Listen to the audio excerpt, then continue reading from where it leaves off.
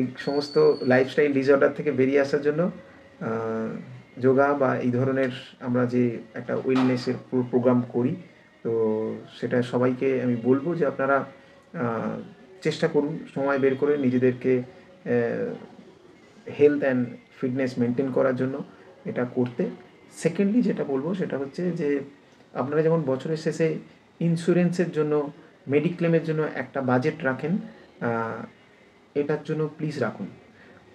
আপনি আর অসুস্থতা হলে একমাত্র ইন্স্যুরেন্স, মেডিক্লেম আপনাকে সাপোর্ট করবে, আপনি হসপিটালে গেলে তবে। আর এইটা আপনি যেদিন থেকে শুরু করবেন সেদিন থেকেই আপনাকে হসপিটালে না যাওয়া থেকে আটকাবে। তো একটু ভাবুন, একটু চেষ্টা করুন। গুড ইনভেস্টমেন্ট এবং ফিজিক্যাল মেন্টাল অ্যাসপেক্টে এত ভালো কাজ আর কোনো কিছুতে হয় না। সেই জন্য মেডিসিন আপনাকে অসুস্থতা, আপনার সিমটমস দূর করতে পারে, কিন্তু মেডিসিন আপনার মেন্টাল হেলথ ইমপ্রুভ করতে পারে না।